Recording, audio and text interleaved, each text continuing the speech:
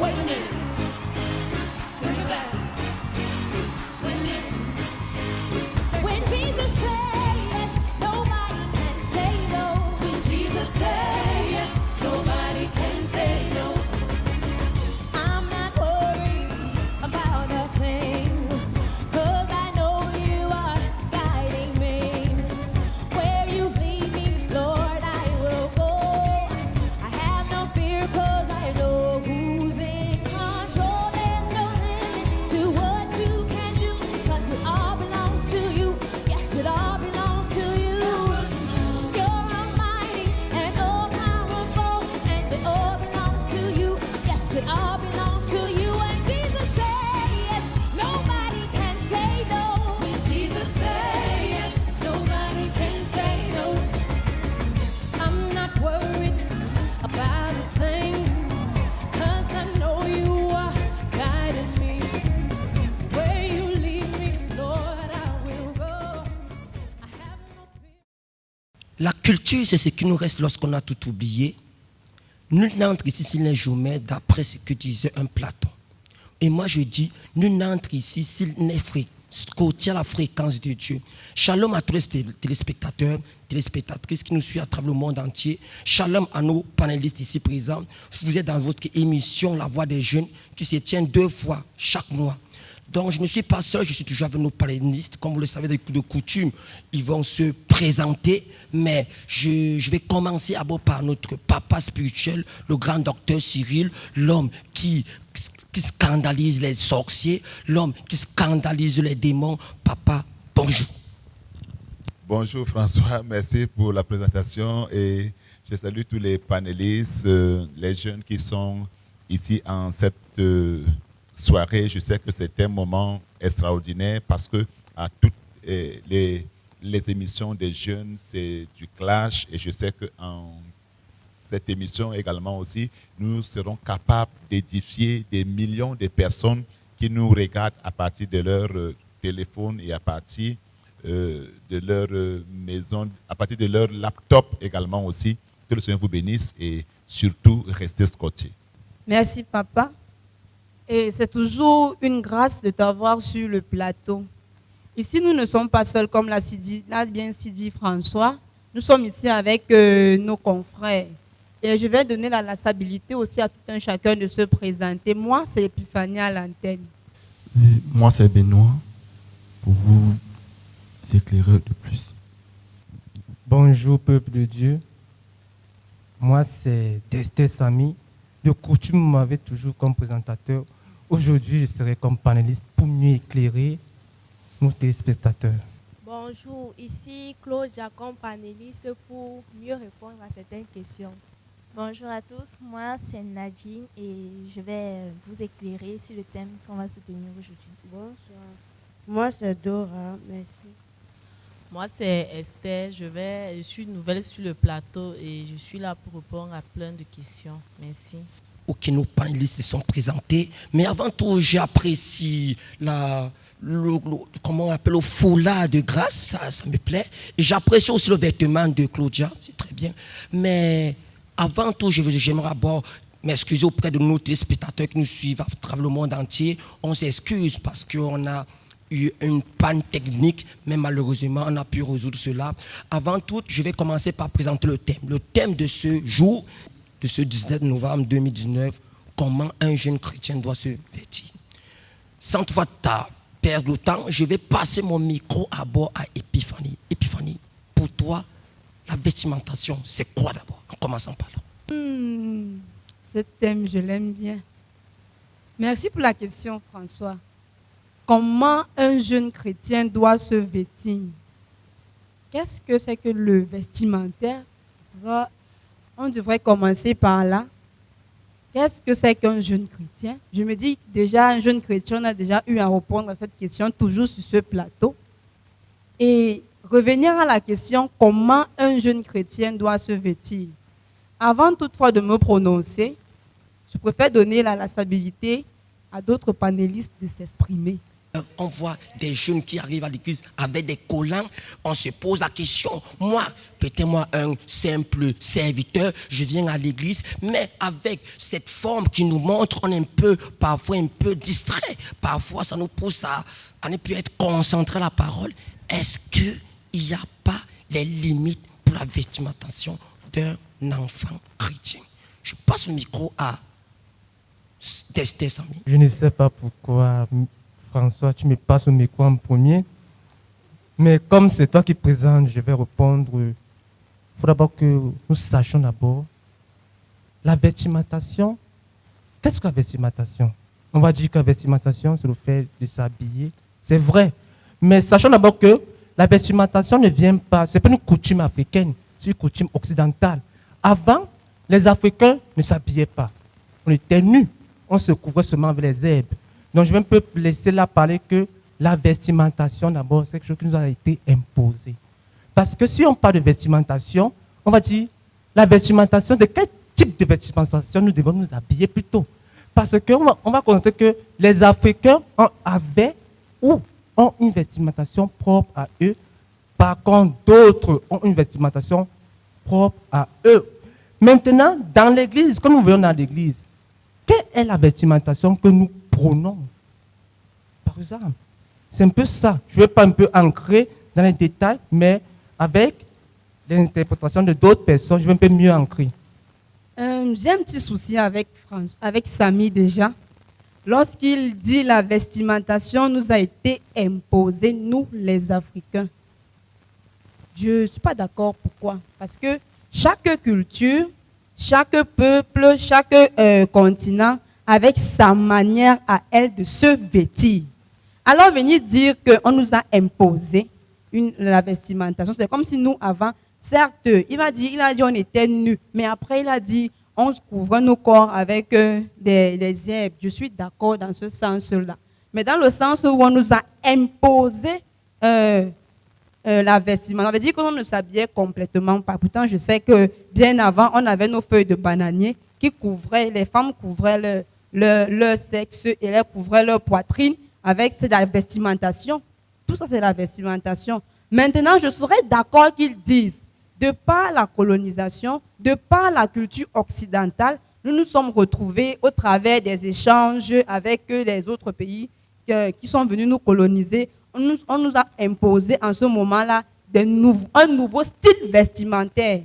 En ce moment, je suis d'accord. Nouveau style vestimentaire et non imposer la vestimentation.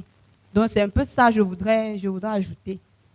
Et pour répondre à la question de François, déjà à l'église, un jeune chrétien devrait se vêtir comment?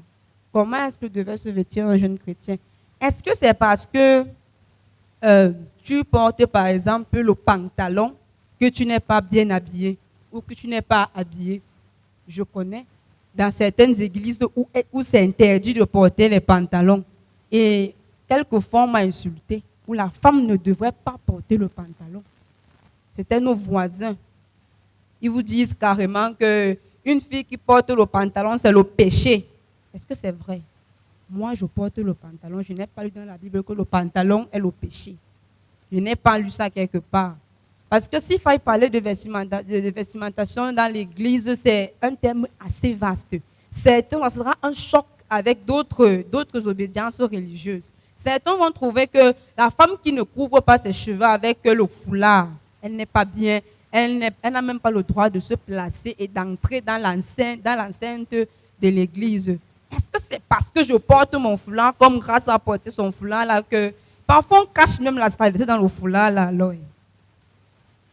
Parfois, elle n'a pas juste su peut-être laver ses cheveux et puis elle ne voudrait pas mettre certaines personnes mal à l'aise. Elle préfère mettre son foulard tranquillement. Mais ça ne veut pas dire que ça doit devenir comme une doctrine, comme on doit nous imposer. Non, je dis non.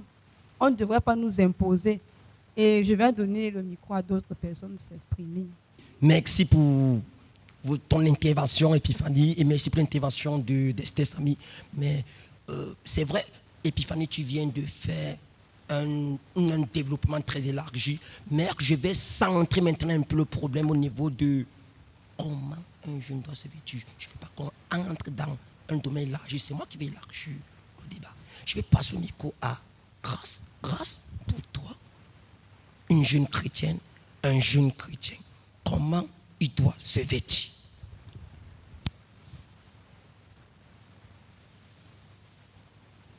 Merci de me passer la parole. Pour moi, un jeune chrétien doit se vêtir de manière décente. Décente, c'est quoi pour moi? En fait, quand on est habillé de manière décente, on ne présente pas sa poitrine, ses cuisses. Ça ne veut pas dire qu'on ne peut pas porter, par exemple, une jupe. La jupe peut arriver au niveau des genoux, c'est habillé de manière décente. Porter, par exemple, le pantalon, tu portes ton pantalon, mais il faut que ce soit décent. Ça veut dire qu'on ne doit pas voir ton sous-vêtement quand tu t'assois. Moi, c'est s'habiller de manière décente. Tu peux porter le gant, tu peux porter des robes, c'est s'habiller de manière décente. Tu ne devrais pas porter, par exemple, une culotte lèche pour venir à l'église. La culotte lèche, ce sont les petites culottes qu'on a l'habitude de porter peut-être à la maison quand on travaille à la maison. C'est ça qu'il ne faut pas porter à l'église. Donc, quand tu t'habilles, il faut que tu sois à l'aise dans ta tenue et que tu n'indisposes pas ton voisin. Pour moi, c'est ça, s'habiller de manière décente.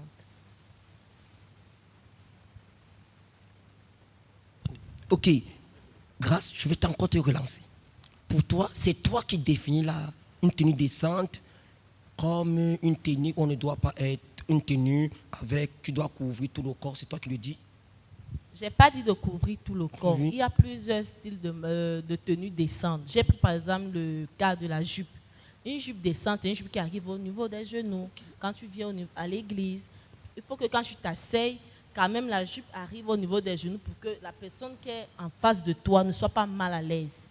Parce qu'il y a des personnes qui sont sensibles à l'église. Quand on va voir tes cuisses, dans sa tête, il sera plus concentré. Il va imaginer d'autres trucs.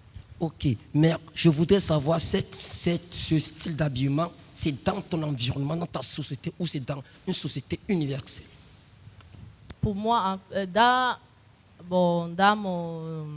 mon environnement, j'ai été éduquée comme ça. D'abord, ça vient d'abord du côté familial. Merci de me passer la parole. Pour moi, s'habiller décemment, c'est très important. De un, parce que lorsque nous grandissons, nos parents nous inculquent une morale. Donc, c'est déjà quelque chose qu'on connaît. On sait que non, on ne doit pas faire. Lorsque l'on s'habille, on ne doit pas nuire à autrui. Notre habillement ne doit pas empêcher quelqu'un de... Je ne sais pas comment je... Notre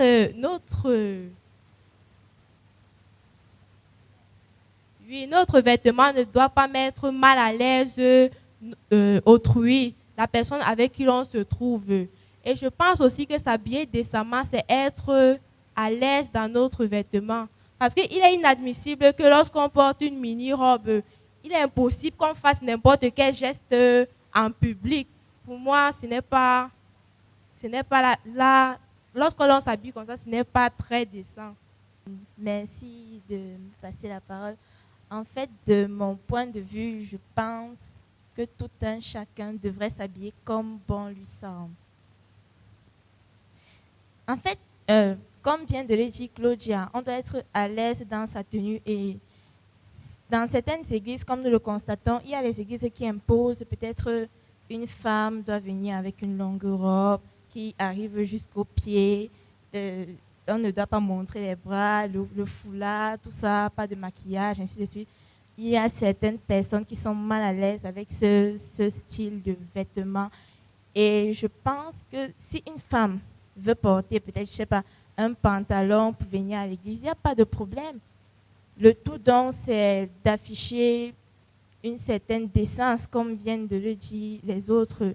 C'est aussi un problème d'éducation parce que si tu vis dans une maison où chacun s'habille de manière vulgaire, où tu montres n'importe quelle partie de ton corps, forcément, tu seras à l'aise avec ce style d'habillement. Et je ne sais pas, quand tu viens dans la présence de Dieu, peut-être, tu dois te dire que tu viens écouter la parole de Dieu, pas pour regarder les autres. Et les gens qui disent que, bon, tu montres tes cuisses, ainsi de suite. Tu n'es pas venu pour regarder les cuisses des gens, les habits des gens. En fait, tu es venu écouter la parole de Dieu. Tu n'es pas venu pour regarder les habits des autres. Donc, moi, je pense que chacun devrait s'habiller comme bon lui semble. C'est un droit. On est en société. Merci. Quand tu dis que chacun devrait s'habiller comme bon lui semble, donc ça veut dire, par exemple, je peux porter un pique-nique, soutien, caleçon, je viens à l'église, ça c'est m'habiller comme bon me semble. C'est un peu... C'est ambigu, ce n'est pas clair. Tu ne peux pas dire que dans la présence du Seigneur, chacun doit s'habiller comme il pense. Moi, je peux décider de venir, soutien, caleçon, je suis habillée comme à la plage. Je porte mes sandales, je mets mon petit sac et je viens à l'église. Ça, c'est m'habiller comme je veux. Ça, il faudra plutôt spécifier. Ça dépend du contexte dans lequel on est pour s'habiller comme on veut. Par exemple, il y a certaines tenues. Je prends un peu le cas, par exemple, quand tu vas peut-être dans une, je sais pas, dans une fête, tu ne vas pas porter les babouches avec un vieux cabas pour aller dans une fête. Non, tu vas t'habiller bien parce que dans l'environnement où tu seras mal à l'aise. Parce que les autres gens vont te regarder que tu viens à la fête, comme elle est habillée comme ça, avec les babouches. Même si elle n'avait pas un vêtement, elle devait quand même faire l'effort d'être propre. C'est la même chose quand tu viens à l'église. Le regard des autres te juge. Même si les gens ne parlent pas, le fait que quelqu'un te regarde, tu es mal à l'aise de t'habiller n'importe comment quand tu viens à l'église. Moi, c'est ce que je voulais ajouter. Grâce vient de si bien le dire, le regard des autres me juge. C'est comme un philosophe disait, le regard d'autrui me chosifie. Je vais revenir un peu à ce qu'elle a dit. Quelque part, elle n'a pas mal parlé. À un moment, elle a juste gâté lorsqu'elle a dit que chacun devrait s'habiller comme bon lui semble. Pour venir à l'église, c'est un peu trop dit. Parce que, en réalité, je réponds pourquoi? Parce que quand elle dit, tu n'es pas venu à l'église pour regarder les cuisses de l'autre, tu n'es pas venu à regarder si c'est qu'elle a laissé ses seins dehors, oui, je suis d'accord. Quelque part. Pourquoi? Parce que je prends juste notre contexte, le Cameroun. Nous avons deux villes différentes dans lesquelles on vit également deux types de climats différents. Là, c'est-à-dire la ville de Douala et la ville de Yaoundé.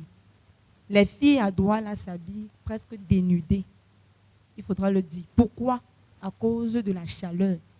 Quand elles s'habillent, elles sont toujours en léger, tellement leurs vêtements sont très légers. Ce qui fait que quand cette dernière, par exemple, elle sait qu'elle est habituée à s'habiller comme ça là. Si elle vient à Yaoundé à une période où il fait aussi un peu chaud, je vous assure, elle va s'habiller comme ça tranquillement, elle viendra à l'église. Elle sait qu'elle est habituée à s'habiller comme ça. Comme elle a dit au départ, c'est un problème de culture, de maison, d'environnement. Elle sait que quand elle sort, j'ai vu souvent à la télé certaines qui sortaient, à une période, elles sortaient avec, elles prennent des petits légers, les mettent sur elles. On montre ça à la télé. Elle est juste en sous-vêtement avec son soutien et puis elle sort. Tu vas faire quoi? Tu vas la chasser.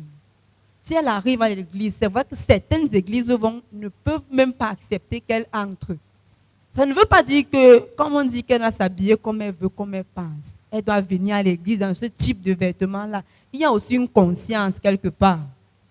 Il y a une conscience. Lorsque je m'habille comme ça, est-ce que juste le fait que tu quittes de chez toi, tu fais juste 100 mètres, juste le fait que tes voisins te regardent bizarrement, tu ne vas pas te sentir déjà mal en point, mal à l'aise, mais qu'est-ce que j'ai même porté? Tu commences à te regarder si je me suis mal, est-ce que j'ai un problème? Tu dois déjà connaître qu'en t'habillant, et je pense que quoi? Les filles aiment bien ça.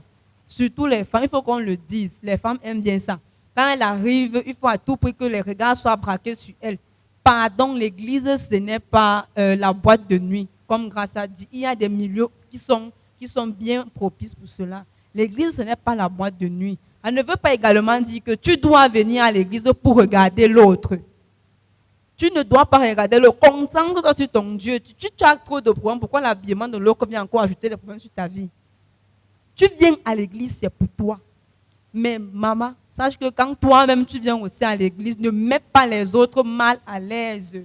Avec ta manière, tu viens, on se connaît. Quelqu'un a chanté Lady Gaga, on dirait Lady Gaga, on sera noté sur 100. Pardon, on sera noté aussi sur 100, sur le vestimentaire. Cher ami, ce qui parlant du vêtement, dans ce qui parle du vêtement. Moi, je n'en suis pas confessionnaire ou quoi que ce soit. Ce que je vais dire ici, c'est une conscience profonde qui n'a pas besoin de connaître comment tu t'habilles. Parce que que ton moment de prière, que Dieu t'appelle au moment où tu te trouves, je ne sais pas, en culotte, et que à l'instant là, il faut vraiment faire le ministère de... Ne me dis pas que tu vas rentrer jusqu'à la maison pour dire que je vais me revêtir. Position A, je vais me lever et aller. Parlons d'ici de la jeunesse. C'est une jeunesse qui doit être consciente. Et quand elle est consciente, un homme conscient, ce qui me revient, je sais très bien qu'un homme conscient est celui-là qui se sent libre, qui est à l'aise, sans autrui, d'une descente profonde. Prenons par exemple l'exemple d'un bantou. Moi, je suis un bêtis. Vous n'allez pas quand même me dire que pour aller à l'église, je vais me vêtir comme un Allah dit. Je ne suis pas. Je vais me vêtir correctement comme un bon bantou. Et j'irai à l'église et je célèbre mon Dieu en tout esprit. Et je rentre chez moi étant en plaisir. Je ne vais pas aller pour me déconcentrer qui ou que ce soit. Cela dépend même de l'état de la moralité. Parce que si je me lève habillé décemment à la maison, avec pour idée, pour penser de nuire, d'aller plaire et non d'aller séduire Dieu, je serai tout à fait à côté. Donc je ne serai pas un jeune chrétien qui va pour célébrer son Dieu. Et pourtant, si je suis vêtu, n'importe, d'ailleurs même que le vêtement est éphémère, c'est quelque chose qui moisit devant la parole de Dieu. Quand nous parlons ici des chrétiens, il s'agit d'une personne qui est affranchie. Et autant pour moi. Ok, avant de passer au micro à notre docteur Siri, je vois Destin Sami qui veut parler, mais avant de commencer, je vois Epiphanie qui vient de nous dire qu'il y a les tenues des saintes grâces qui viennent de parler, Claudia, autant pour moi, qui vient de s'exprimer, mais moi je vais dire, est-ce que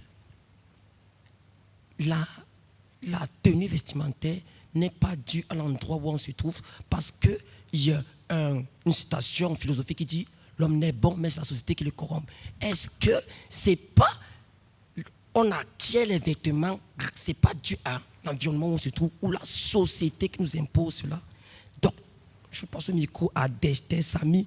Est-ce que la vestimentaire qu'on inculpe n'est pas due à l'environnement sur lequel nous nous trouvons? Merci François. Merci François. Vous m'avez invité ici comme panéliste. Pardon, laissez-moi un peu 5 minutes pour développer. S'il vous plaît, 5 minutes. Je vous ai dit qu'au départ, la vestimentaire n'est pas quelque chose africaine. Je répète, parce qu'à l'époque, les Africains n'avaient pas de vêtements. On était nus. Et ça ne dérangeait personne. On vivait ensemble. On était à l'état de nature. Ça ne dérangeait personne. C'est à l'arrivée de l'Occident. Même la Bible le prouve. Lorsque Jésus crée Adam et Ève sont totalement nus. Ça ne dérangeait pas. Jésus savait que c'est normal. Après, laissez-moi développer.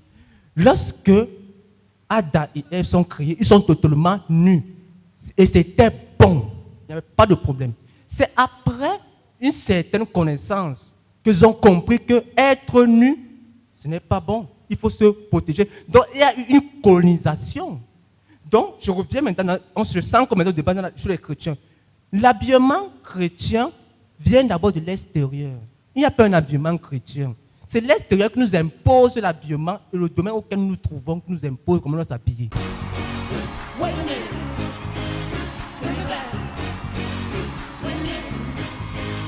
When Jesus said yes, nobody can say no. When Jesus said yes, nobody can say no. I'm not worried about a thing, 'cause I know you are guiding me. Where you lead me, Lord, I will go. I have no fear 'cause I know who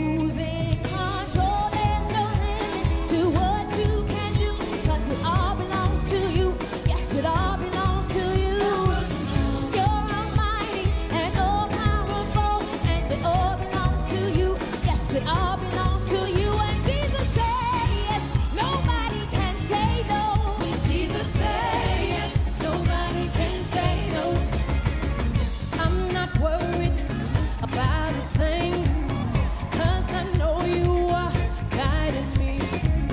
Where you lead me, Lord, I will go.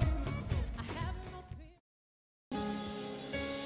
We give you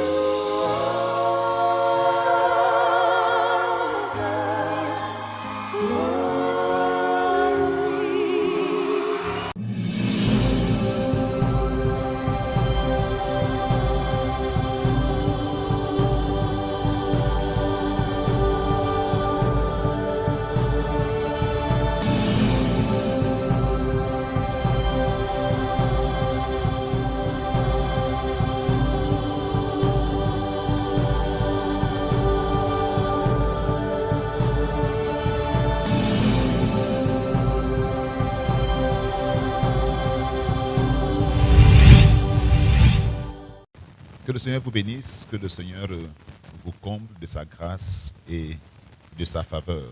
Et comme ça, nous sommes au cœur de la parole.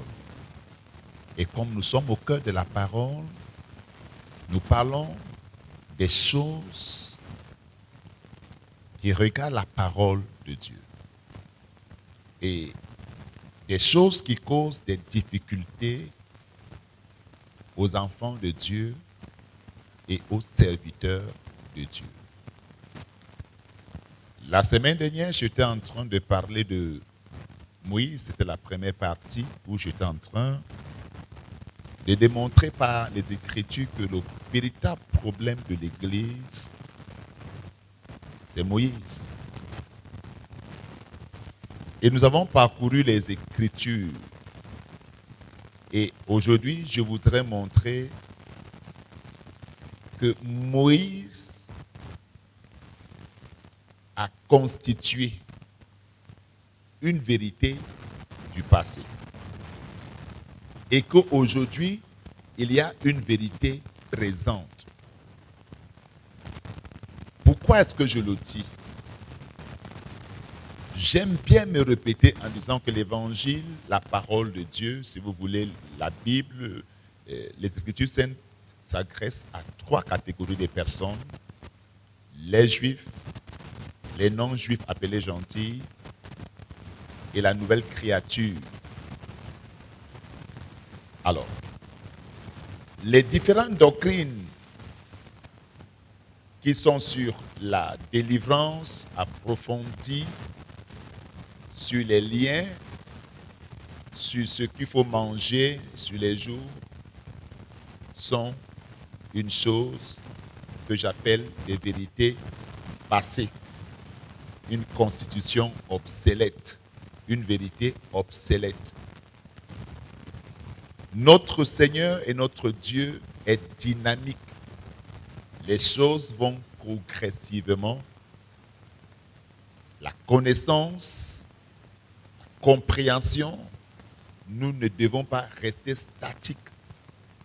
C'est pourquoi je prends 2 Pierre, le chapitre 1 du verset 10 au verset 12. La Bible dit: c'est pourquoi, frères, appliquez-vous d'autant plus à affermir votre vocation et votre élection. Car en faisant cela, vous ne broncherez jamais. C'est ainsi en effet que l'entrée dans le royaume éternel de notre Seigneur et Sauveur Jésus-Christ vous sera pleinement accordée. Verset 12. Nous sommes dans les épîtres, donc les lettres.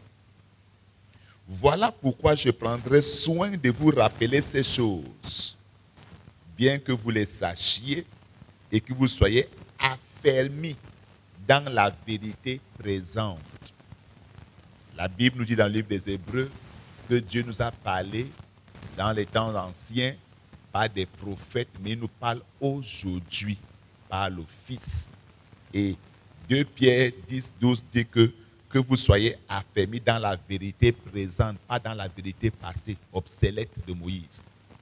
Parce que lorsque vous attendez les gens vous parler de renversement des hôtels, la guerre des hôtels, les fondements, je me pose la question, est-ce que ces gens savent qu'il y a une vérité présente? Est-ce que ces ministres de culte, ces hommes de Dieu, ces hommes d'église savent qu'il y a une vérité qui est présente? C'est cette vérité donc que je m'efforce de la présenter comme pour dire qu'un chrétien né de Dieu ne peut pas être possédé, ne peut pas briser les fondements, ne peut pas briser les liens. Ce chrétien, parce que les gens font la confusion entre délivrance et chasser les démons. Chasser les démons n'est pas synonyme de délivrance. Chasser les démons, c'est chasser les démons. La délivrance, elle est opérée par Dieu. Chasser les démons est la mission donnée à ceux qui ont cru. Voici les miracles qui accompagneront ceux qui auront cru. 2 points. Ils chasseront les démons. Donc, délivrance et chasser les démons ne sont pas synonymes. Je parle de la vérité présente. Alors,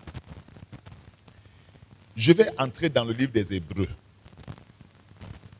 Chapitre 3, je vais lire les 6 premiers versets.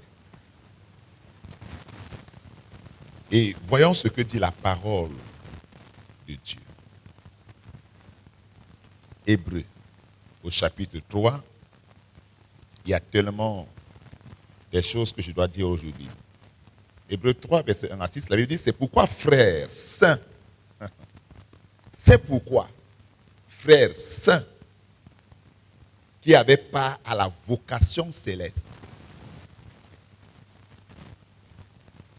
considérez l'apôtre et le souverain sacrificateur de la foi que nous professons, Jésus, qui a été fidèle à celui qui l'a établi, comme le fut Moïse dans toute sa maison. Car il a été jugé digne d'une gloire d'autant supérieure à celle de Moïse, que celui qui a construit une maison a plus d'honneur que la maison elle-même. Chaque maison est construite par quelqu'un, mais celui qui a construit toutes choses, c'est Dieu. Pour Moïse, il a été fidèle dans toute la maison de Dieu, comme serviteur pour rendre témoignage de ce qui devait être annoncé. Verset 6. Mais Christ l'est comme le Fils. Mais Christ l'est comme Fils sur toute. Je me reprends. Mais Christ l'est comme Fils sur sa maison. Et sa maison, c'est nous. Pourvu que nous retenions jusqu'à la fin la ferme confiance et l'espérance dont nous nous glorifions. Dans ces passages, il est clair que Jésus-Christ est supérieur à Moïse. Jésus-Christ est supérieur à Moïse. Donc les paroles,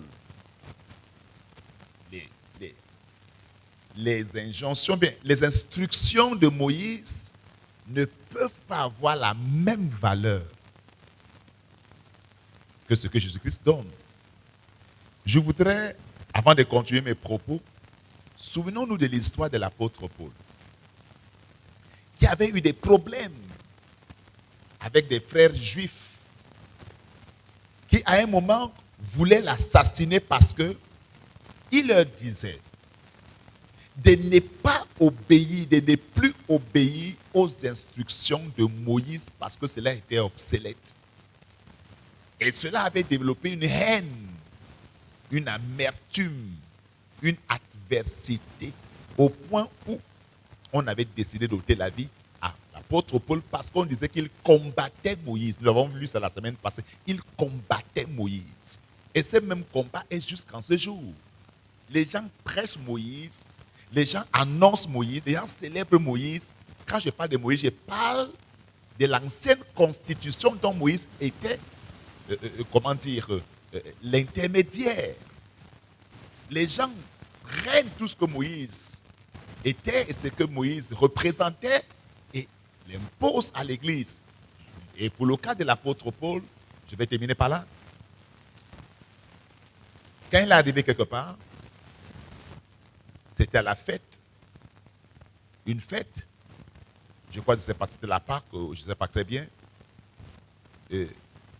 On lui a demandé de se raser, d'enlever les poils, pour qu'il soit conforme au rite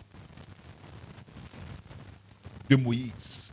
L'apôtre Paul s'est fait raser, il a enlevé les poils, et il s'est conformé au rite de Moïse. Parce que si l'apôtre Paul n'aurait pas fait cela, on devrait l'assassiner. Parce que c'était un guet-apens, un piège pour lui.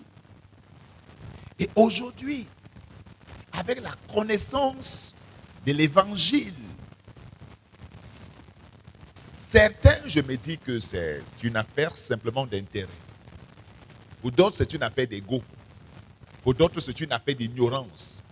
Mais il faut qu'on sache que Jésus est supérieur à Moïse, parce que la Bible dit car Jésus a été jugé digne d'une gloire d'autant supérieure à celle de Moïse, que celui qui a conçu une maison a plus d'honneur que la maison. Jésus a plus d'honneur. Et ce que vous devez encore retenir dans ce passage, que c'est Dieu qui construit toutes choses. Et aujourd'hui, nous sommes devenus la maison de Dieu. Comment se fait-il que dans la maison de Dieu, c'est cette personne qui doit renverser les autels, des délivrances bizarres, des choses... On choisit les versets bibliques de Moïse, la constitution obsolète de Moïse, la vérité passée de Moïse, les choses que Moïse... Non, c'est une constitution dépassée. Elle est obsolète. Elle doit être mise de côté. Si l'Église doit être une Église glorieuse, une Église influente, qui va créer l'impact dans le monde, il faut que l'Évangile, la parole de Dieu devienne christocentrique. Christ doit être au centre. Et nous devons mettre de côté toutes ces choses et présenter Christ. Et là, nous verrons la puissance et la gloire du Seigneur. Alors, je vais encore lire notre passage. 2 Corinthiens 3, du verset 6 au verset 18. Et là, je voudrais m'appesantir parce que les gens doivent apprendre à servir Dieu à la dimension de l'esprit et non à la dimension de la lettre. 2 Corinthiens 3. À partir du verset 6, il est écrit: il nous a aussi rendus capables d'être ministres d'une nouvelle alliance, non de la lettre, mais de l'esprit, car l'esprit tue, mais l'esprit vivifie. Arrêtons de servir Dieu à la dimension de la lettre. La lettre, c'est Moïse. La lettre, c'est la loi. La lettre, c'est la chair. Il y a des gens qui servent Dieu à la dimension de la lettre. Ce qu'ils ont lu. Mais que dit l'Esprit? C'est pourquoi la Bible dit clairement, il nous a rendus capables d'être ministres d'une nouvelle façon de faire des choses. Non de la lettre, mais de l'Esprit, car la lettre tue. C'est pourquoi beaucoup de personnes meurent dans les histoires de couper les liens, renverser les autels, casser les marmites, casser les bouteilles, des choses qui n'ont pas. Alors, verset 7. Or, si le ministère de la mort, donc ça veut dire que la lettre c'est le ministère de la mort, gravé avec des lettres sur des pierres, ça c'est le ministère de la mort. La Bible appelle ça le ministère de la mort. Donc le ministère de Moïse, c'est le ministère de la mort. Quand un pasteur prêche ces choses, il prêche la mort à son église. Vous prêchez la mort, vous tuez vos membres. Vous tuez l'église. Prêchez la loi, prêchez Moïse, c'est le ministère de la mort. Alors, or, si le ministère de la mort gravé avec des lettres sur des pierres a été glorieux, au point que les fils d'Israël ne pouvaient fixer les regards sur le visage de Moïse à cause de la gloire du visage, de son visage, bien que cette gloire fût passagère, une gloire passagère. Combien le ministère de l'Esprit ne sera-t-il pas plus glorieux? Donc, il y a deux types de ministères. Le ministère de Moïse et le ministère de la mort, le ministère de la chair, le ministère de la loi, le ministère de la condamnation. Ça n'apporte pas la vie. C'est pourquoi les gens demandent où est Dieu.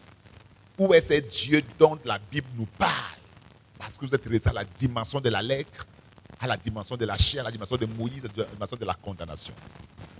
Alors, le verset 9 dit, si le ministère de la condamnation, dont le ministère de la lettre est un ministère pas seulement de la mort, c'est un ministère également de condamnation.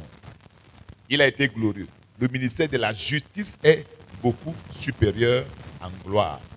Et sur ce rapport qui a été glorieux, il n'a point été à cause de cette gloire qui est supérieure. Je lis le verset 11. En effet, si ce qui était passager, donc même le ministère de la lettre était un ministère passager, un ministère de condamnation, un ministère de mort. Si ce ministère qui était passager a été glorieux, ce qui est permanent est bien plus glorieux. Ayant donc cette espérance, usons d'une grande liberté. Et nous ne faisons pas comme Moïse, qui mettait un voile sur son visage pour que les filles d'Israël ne fixassent pas les regards sur la fin de ce qui était passager. Aïe, aïe, aïe. Mais ils sont devenus durs d'entendement. Les gens sont durs. Les gens ne comprennent pas que le Seigneur Jésus-Christ peut protéger.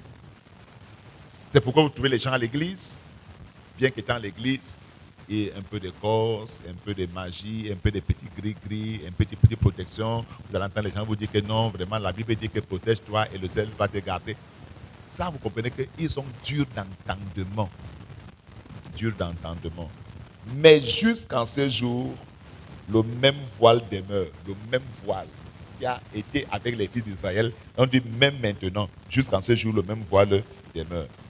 Quand ils font la lecture de l'Ancien Testament, ils ne se lèvent pas parce que c'est en Christ qu'il disparaît pour que les hommes comprennent les mystères. C'est en Christ que le voile-là disparaît. Les gens lisent la Bible, la parole de Dieu. La parole, elle est codée parce que Christ est le code qui décode le code de la Bible. Christ seul. C'est pourquoi la Bible parle dans le livre d'Apocalypse que la parole de Dieu était scellée de 7 sceaux. Et là, le vieillard criait que comment cela va-t-il se passer? Et il a dit, une fois c'est fait entendre, qu'il y a quelqu'un qui a vaincu. C'est l'agneau. L'agneau. Jésus-Christ est la seule personne qui décode le code de la parole. C'est pourquoi quand les gens lisent l'Ancien Testament, ils confondent tout, ils embrassent tout, ils ramassent tout, ils font de ça leur parole et ils sont comme ça maudits. Ils sont comme ça là condamnés, ils sont comme ça des personnes mortes.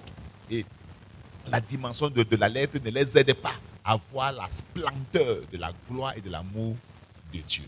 Alors, permettez-moi de terminer rapidement. Jusqu'en ce jour, quand on lit Moïse, un voile est jeté sur leur cœur.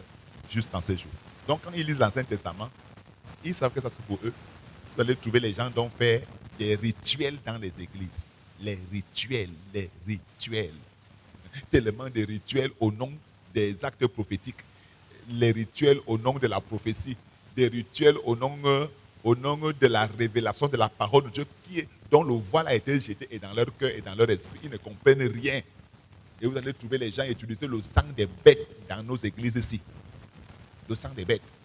Les herbes, les écorces, tout ça est mélangé. N'est-ce pas Moïse avait dit, le voile a été jeté. Alors, mais lorsque les cœurs se convertissent au Seigneur, le voile est ôté. Les gens ont besoin de se convertir à Jésus pour que le voile là soit ôté.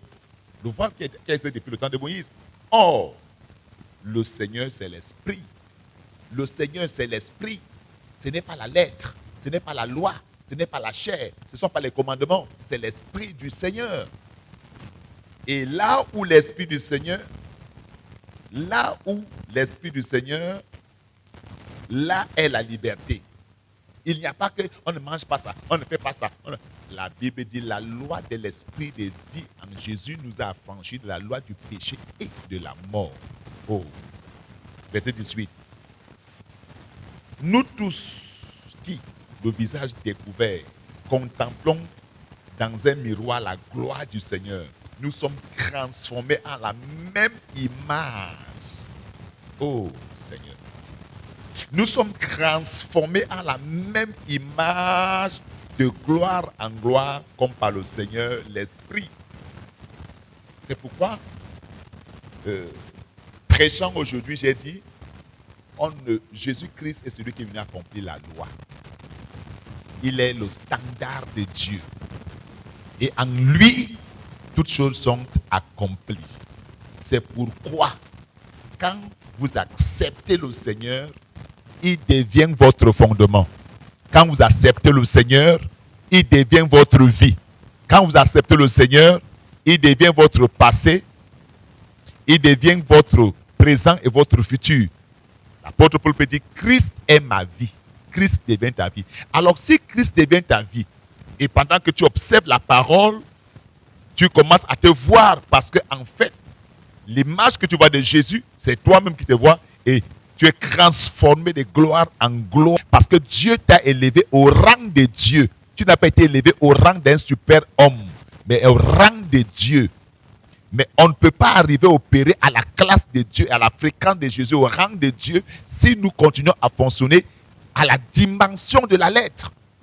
Les gens prennent des passages bibliques dont le voile de Moïse a couvert leur intelligence et leur esprit, et ils expliquent la mort, ils expliquent la condamnation, ils expliquent un ministère passager et un ministère qui n'apporte pas la vie aux gens.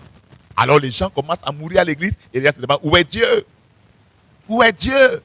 Pourquoi quelqu'un, pasteur, peut amener toute une église sur une montagne? Dieu se trouve sur une montagne. Que dit la Bible dans le livre de Jean chapitre 4? Parce que les gens ont vu dans l'Ancien Testament, au temps de Moïse, comment est-ce que les gens allaient sur la montagne chercher Dieu. Alors les gens partent chercher Dieu sur la montagne aujourd'hui. Oh, c'est pas possible. Mais Jésus dit, avec la femme samaritaine, le temps arrive où les gens n'adoreront plus Dieu sur cette montagne. Mais les gens vont adorer Dieu en esprit et en vérité. Mais on voit toute une église aller chercher Dieu sur la montagne pendant que Dieu est en nous. Nous avons lu dans le livre des Hébreux que nous sommes devenus la maison de Dieu. Dieu habite en nous. Dieu n'habite pas sur une montagne. On ne cherche pas Dieu sur la montagne. Quel Dieu allez-vous chercher sur la montagne? Dans le temps de Moïse, à la construction de Moïse, à la vérité passée de Moïse, ce sont les hommes qui cherchaient Dieu. Mais dans la vérité présente, ce n'est pas l'homme qui cherche Dieu, ce n'est pas l'homme qui a cherché Dieu. La Bible déclare dans le livre de Jean que ce n'est pas vous qui m'avez choisi, c'est moi qui vous ai choisi, afin que vous alliez et que vous portiez du fruit, de le fruit qui demeure. Donc dans cette constitution, ce n'est pas nous qui avons cherché le Seigneur.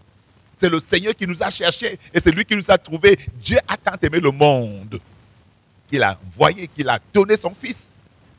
Dieu cherche un homme. Mais dans la constitution de Moïse, c'est l'homme qui cherche Dieu. Dans cette constitution, c'est Dieu qui cherche l'homme. C'est pourquoi Jésus prend une parabole. Il dit qu'il y a 99 brebis dans une bergerie. Une, elle est égarée. Et cette brebis égarée, c'est toi. Cette brebis égarée, c'est moi. Et il envoie Jésus chercher la seule brebis égarée que vous êtes et que je suis. Il m'avait cherché Dieu sur la montagne. Et Dieu, ce n'est pas Dieu qui se révèle à vous. Ce n'est pas Dieu. Le Dieu qui se révèle aux hommes, même dans la vallée, il vient vers vous. Dans votre marécage, il vient vers vous. Dans votre village, il vient vers vous. Vous voyez donc, à cause du voile dont nous avons lu, que nous allons mieux développer la semaine prochaine, je vais parler du mystère du voile. Les cœurs voilés, l'intelligence voilée, la conscience des prédicateurs de l'évangile, c'est voilé. Et aujourd'hui, on voit Christ comme un mirage et non comme une réalité. Christ est devenu comme un mythe. Que le Seigneur te bénisse.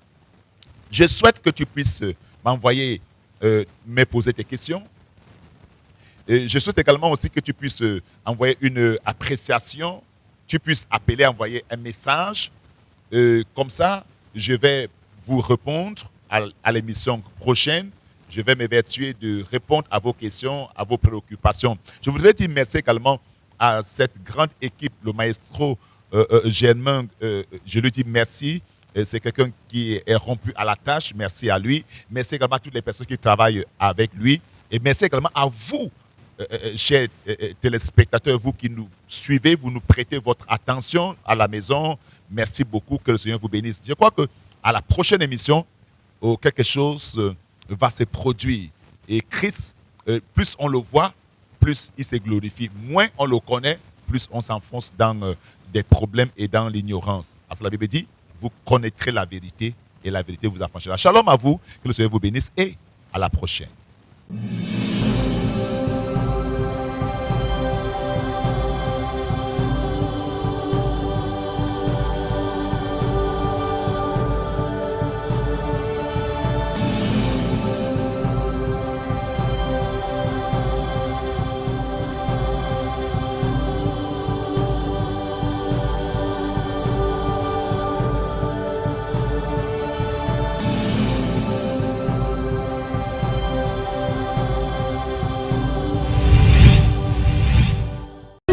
Qui chante en moi et qui me donne la joie,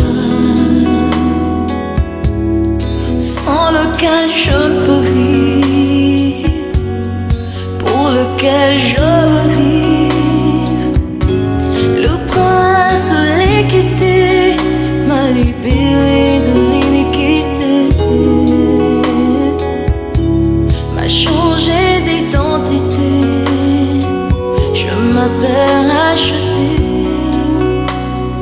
Où irai-je encore loin de toi, celui qu'on appelle Emmanuel, mon bonheur et ma joie, mon tout, en tout, mon bien précieux et personnel.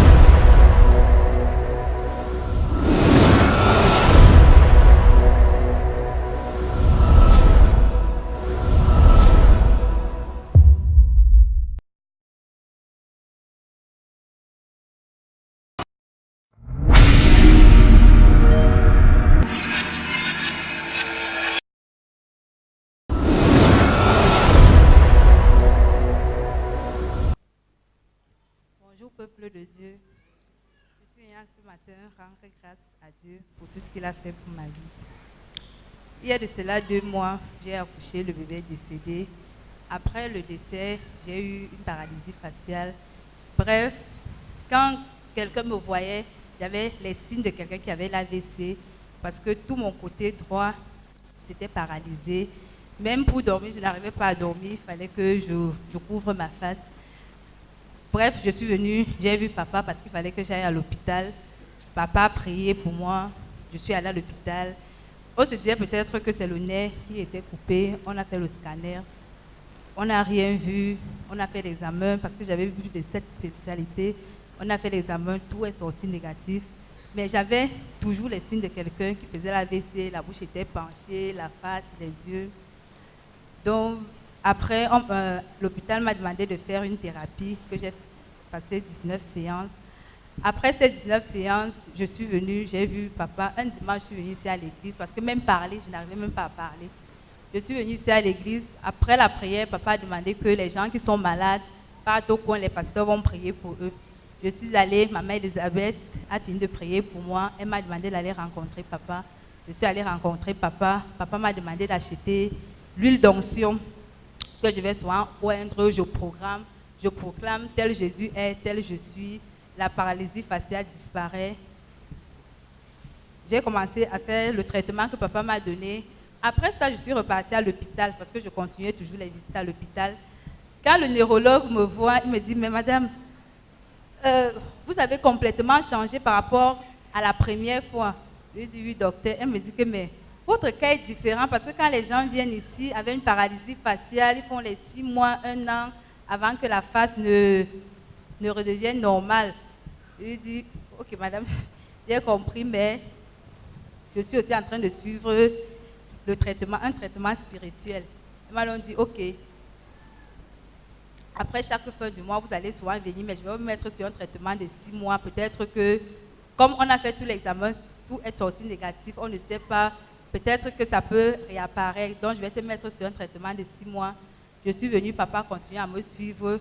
Jusqu'à maintenant, ça fait presque 2 mois et demi. Je n'ai plus, parce que j'ai eu ce problème, c'était en fin juillet. Jusqu'à aujourd'hui, je n'ai plus jamais repris le traitement, je ne suis plus jamais allée à l'hôpital. Je remercie vraiment l'église Bethel parce que l'église Bethel m'a soutenue, les pasteurs. Je remercie mes parents spirituels, papa et maman, ils m'ont vraiment soutenue. Ils ne passaient pas 2 jours sans m'appeler, sans avoir comment j'allais, sans savoir mon état de santé. Je vous remercie vraiment. Acclamez très fort pour notre sœur, pour son témoignage. Parce que ceux ou celles qui l'ont vu peuvent en témoigner. Là, c'était vraiment grave. Mais ceux qui se confient à l'Éternel ne sont jamais confus.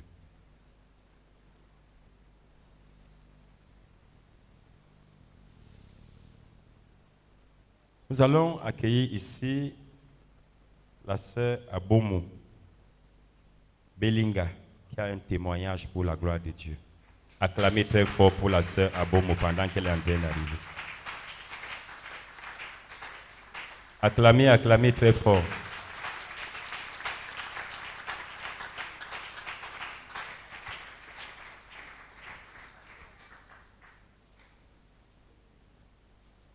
Peuple de Dieu, bonjour. Vous allez m'excuser, je vais témoigner à sa place. Je vais lui passer le micro après. Je suis venue témoigner pour les bienfaits que Dieu a fait dans ma vie. Depuis que j'ai connu Bethel, j'ai tellement de témoignages que si je me mets à témoigner, la nuit va nous trouver ici. Donc le témoignage qui m'amène ici en ce matin, c'est cette petite fille que vous voyez à côté de moi. Elle n'est pas ma fille, mais elle est la fille de mon mari. Donc la fille que Dieu m'a donnée, on m'a donné cet enfant, elle n'allait pas à l'école. J'ai pris l'enfant. On a inscrit l'enfant à l'école, elle a fréquenté jusqu'au cours élémentaire 2. Et suis Baya. Il fut un samedi, je me suis rendu au marché ensemble. Quand je vais au marché, moi je ne sais pas que c'est une histoire de Nyanga, je m'habille comme je peux et comme je veux. Je me suis rendu au marché. L'enfant m'a dit qu'elle voulait aller saluer sa maman. J'ai dit, il n'y a pas de problème. Va, moi je suis là. Elle allait saluer sa mère. Je ne sais pas. Cette dernière s'est fâchée parce que l'enfant est arrivé chez elle étant sale. Elle est venue étant frustrée. Bon, je n'ai pas géré, je regardais ma marchandise. C'est bien après que je me retourne, je demande à sa maman qu'il y a un problème. Elle me dit oui, elle commence à insulter l'enfant. Je n'aime pas la saleté, je t'ai déjà dit ça. Bon, moi je me suis dit qu'elle s'agressait à moi puisque je suis venue vendre, je ne suis pas venue faire le nyanga. Je n'ai pas répondu à cette fille. Bon, c'est tout le marché qui a acheté le problème, les dames de maison. Les dames se sont mises à s'insulter avec. Donc les gens ont commencé à l'engueuler, quoi. J'étais toujours tranquille.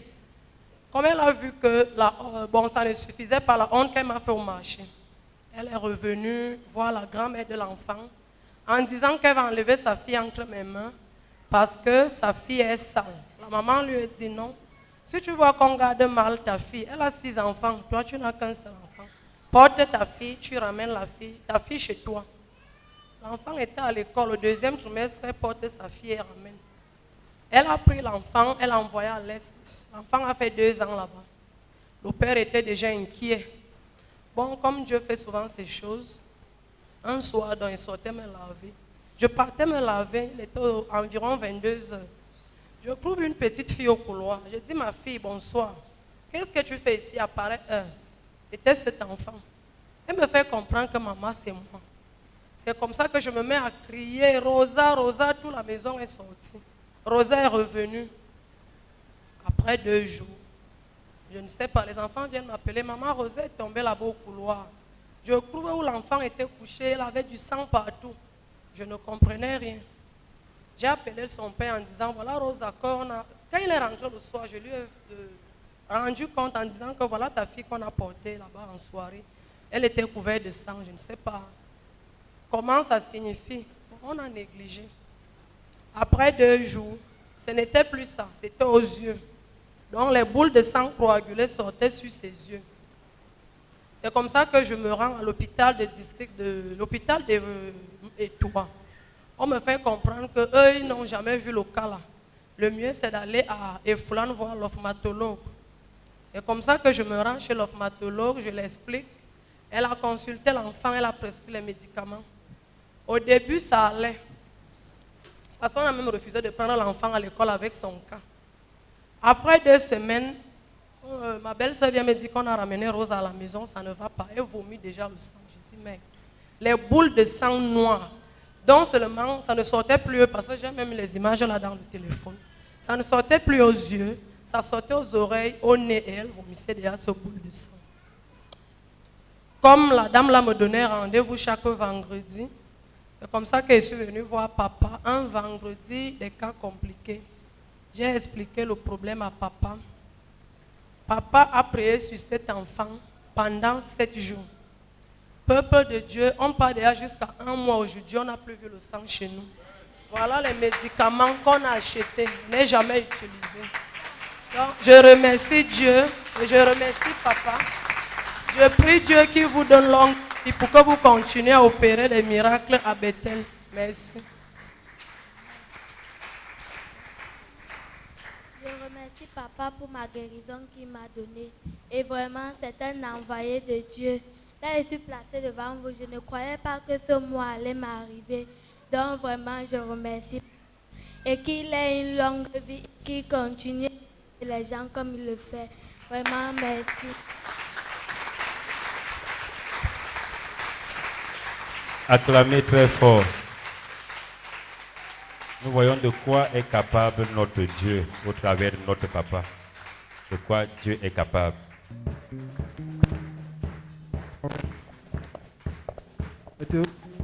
Merci Jésus. Alléluia. Amen. S'il te plaît, assieds-toi. J'ai demandé depuis vendredi que je vais avoir quelques témoignages. This Friday that I said that I want a few testimonies. Et je voudrais que ma fille là revienne encore. I want my daughter to come back. Revenez là. Il y avait également aussi Angèle qui devait apporter les examens. Tu n'as pas porté. Tu as porté. Apporte-les. Exam. Il y avait encore qui? Bernadette, tu n'as pas porté ton scanner. Bernadette has come with Il est où? scanner. Pourquoi tu n'as pas porté ton scanner? Il y avait également une autre personne. You have another person. Oui, tu as porté. Are you Oui, come apporte. with it? Come. Alléluia. Est-ce qu'on peut acclamer Jésus pour ce qu'il a fait dans la vie de cet enfant? Amen. Que quelqu'un m'aide à dire Dieu est bon. Somebody help me to say God is good. Quelqu'un dit avec moi, Jésus est vivant. Jesus is alive. Je vais poser la question à l'enfant, est-ce que ça va? I want to ask the question to the child. Très bien. Et pour les parents, vous êtes contents? Parents, are you? Je suis très contente, papa. We are happy. Wow. Un enfant dont le sang coulait aux yeux? And child who the blood come out of her eyes. Est-ce que vous comprenez ça? Are you understand this? Aux oreilles? et elle vomissait. She vomits blood. C'est réel? It's real. Qu'elle vomissait du sang. Vomit blood. Cher ami, qui peut faire une telle chose? Who can do such kind of things? Qui peut faire une telle chose? Who can do this kind of things? Il n'y a que Jésus. It is only Jesus. Il n'y a que Jésus. It is only Jesus. On devait perdre une jolie petite fille comme celle-ci. We can lose this beautiful girl. S'il te plaît, est-ce que nous pouvons nous lever et acclamer Jésus? Can we rise up and clap for Jesus? Donne une offrande d'acclamation à Jésus notre Seigneur. Clapping to Jesus.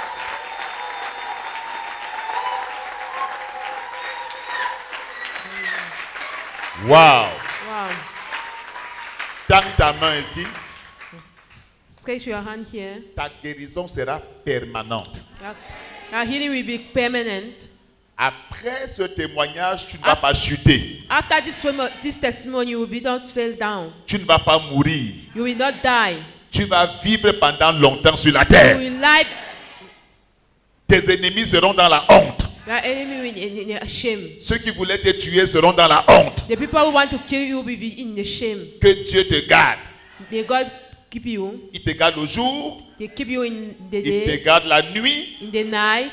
À l'école. In the school. À la maison. In the home. Aucun malheur No bad things n'est ton lot will not be your portion. et ton partage. And you are sharing. Est-ce que Dieu peut dire Amen? Somebody can say Amen. Amen. Amen. Amen. Amen. Va t'asseoir, le Seigneur te Go and garde. sit down. May Ta God keep guérison you. est permanente. Alléluia. Hallelujah. Vous voyez comme il brille le dimanche, c'est la coiffure exceptionnelle. You have a good. Asseyons-nous s'il vous plaît. Sit down, please. Les gens disent que nous, comment dire, que nous fabriquons les témoignages dans nos églises. People say that we do fake news in our testimony. Les gens disent que Jésus-Christ n'est plus vivant. People say Jesus Christ is not still alive. Que nous manipulons l'opinion. That we manipulate the opinion. Les journalistes, malgré les problèmes qui les dépassent, ils mettent quand même la bouche sur Dieu. Journalists. Les médecins, avec la sorcellerie qui les dérange, disent quand même des choses qui ne sont pas vraies. Even medicine witches tell the truth, tell the people. Mais nous savons que nous servons un Dieu vivant. We know that we serve. Quelqu'un m'a dit Jésus est vivant. Jesus is alive. Oh, dis-le bien. Jesus is alive. J'ai voulu qu'elle apporte ça, c'est l'hôpital I want her to come central with de you. Yaoundé. Hospital. Le centre pasteur. Centre pasteur. Le centre pasteur. Pastor Tous ces center. documents, All these documents, c'est pour attester to justify d'une personne qui a été guérie du VIH-Sida, from one person who has AIDS and will be healed. de l'hépatite virale, Viral hepatitis, du cancer, cancer, l'AVC AVC, et la tumeur. and tumor. Le diabète, Diabetes, c'est ici. it is here. Aide-moi pas à déballer ça.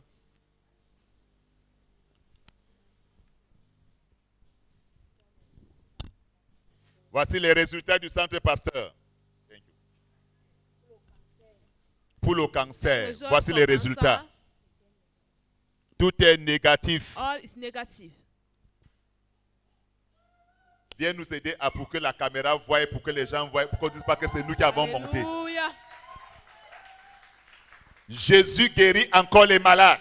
Jesus still Jésus heals. guérit encore les malades. Jesus still Jésus heals. guérit encore les malades. Jesus still heals. Jésus guérit encore les malades. Jesus still heals. Jésus guérit encore les malades. Jesus still heals. Jésus guérit encore les malades. Amen. Jésus est vivant. Jesus is alive. Jésus est vivant. Jesus is alive. Jésus est vivant. Jesus is alive. Ce n'est pas le montage du docteur Cyril à Bethel. It's not the fake news of Dr. Cyril in Bethel. On peut voir We can see où on a écrit négatif. Where they write negative.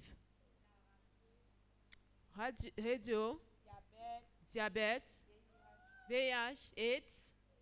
Montre ça pour qu'on filme ça là-bas bien. Show to the camera.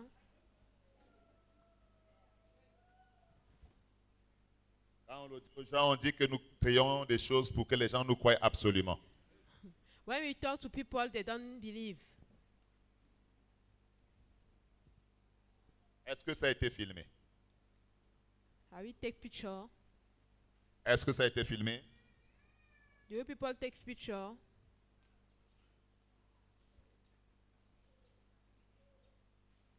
S'il te plaît, est-ce que tu peux acclamer Jésus notre Seigneur? Can you clap for Jesus our Lord? Hey. Cancer vaincu par Jésus. Amen. Hépatite vaincu par Jésus.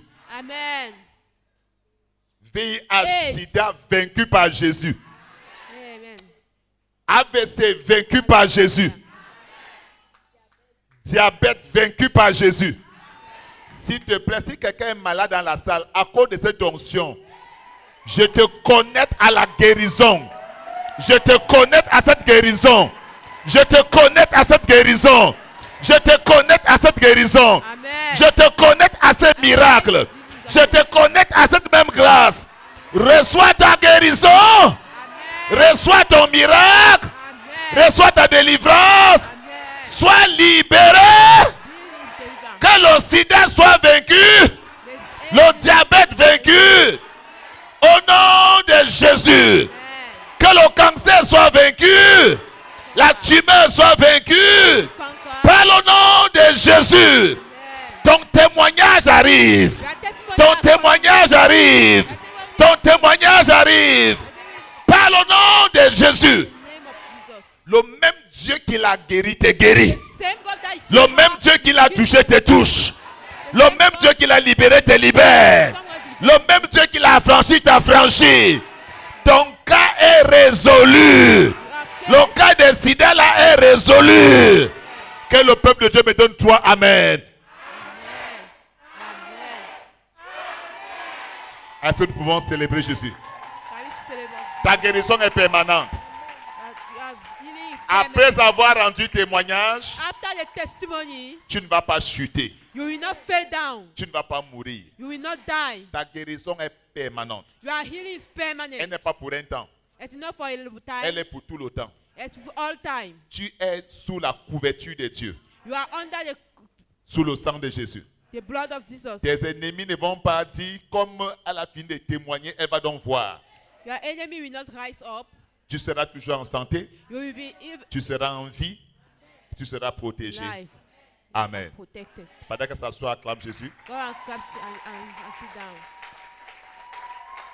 J'ai voulu qu'elle apporte son scanner, mais nous déclarons que ta guérison est permanente au nom de Jésus. Declare that the healing is permanent. Tu ne vas pas rechuter après ce You will not témoignage. fall down after this testimony. Dieu te garde God keep you le jour, in the la day, nuit, in the night, et ce que tu as témoigné and what you ne testify va pas rebondir. will not rise up. Ta guérison Your healing est scellée dans le sang de Jésus. is Amen. the blood of Jesus. Amen. Amen. Amen. Est-ce que peut s'asseoir maintenant en acclamant Jésus? Can I sit down?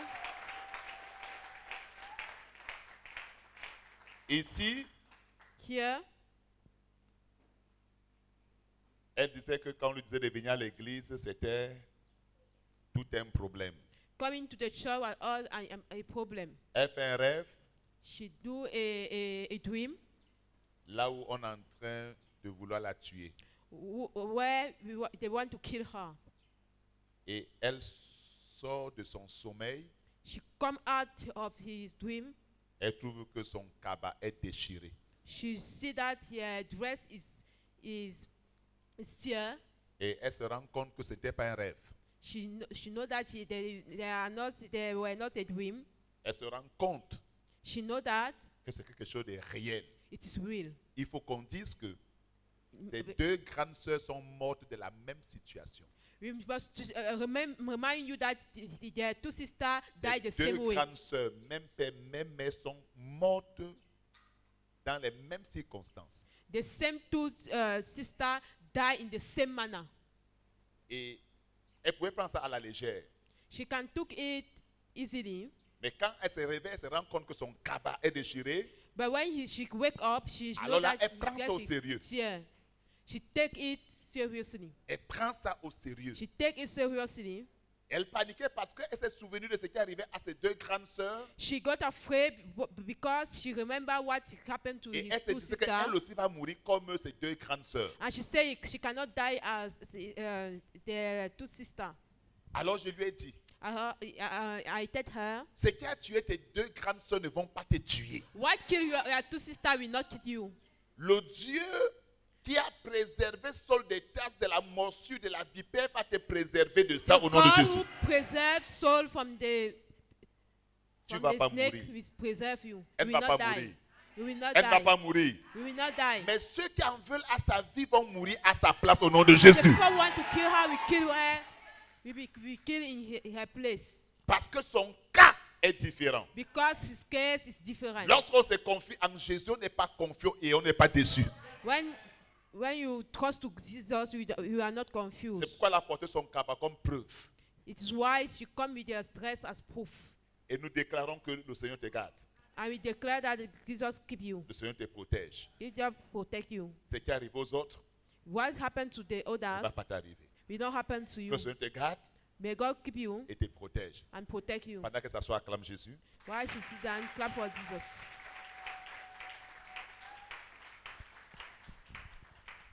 Prends ta Bible Take your Bible